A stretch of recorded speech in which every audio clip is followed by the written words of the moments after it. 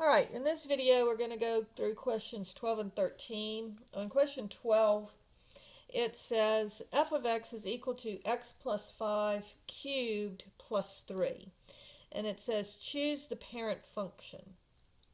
So on this one, what we want to do is we want to look and see if I just ignore the plus 5, ignore the plus 3. Those are shifts.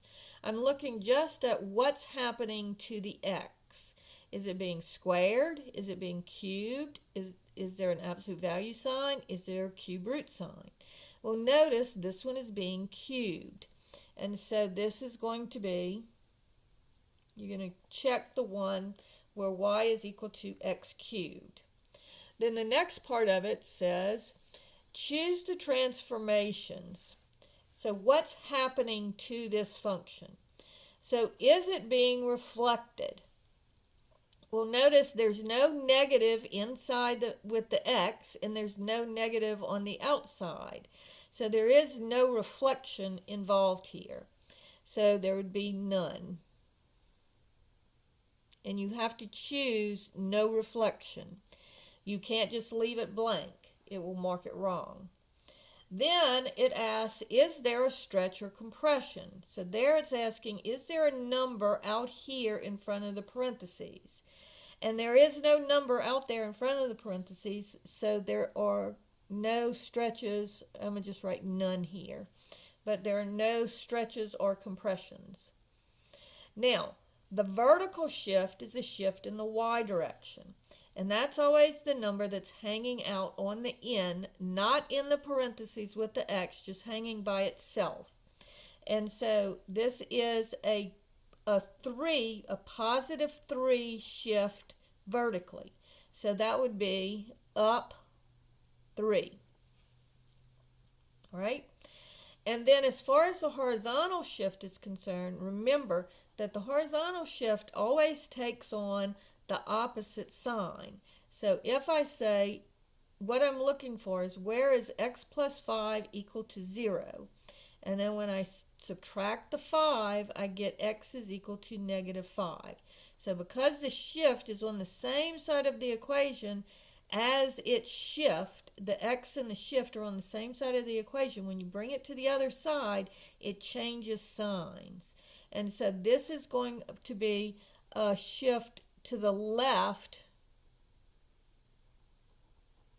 5. Okay? Now, question 13 is kind of the same type of question, and it's dealing with the shifts and the reflections and all of those things. So here we have an exponential function, 3 to the x. And it says, write the formula for f of x that results from shifting f of x 5 units down. So remember, down and up is the vertical shift. So this would be 3 to the x, and then it would be minus 5. So the vertical shift is the number that's hanging out on the end, and then since this one is down, it's going to be negative 5. All right? Now, here we're saying that we want to take the original f of x, and we want to shift it 5 units to the right. So again, the 5 to the right would be plus 5, but remember it always takes on the opposite sign. So this is going to be 3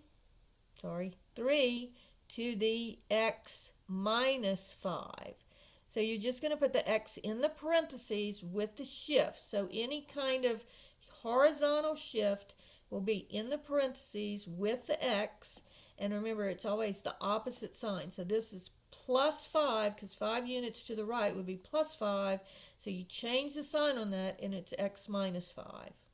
Okay? All right? And then finally, we want to reflect it about the x and y axes.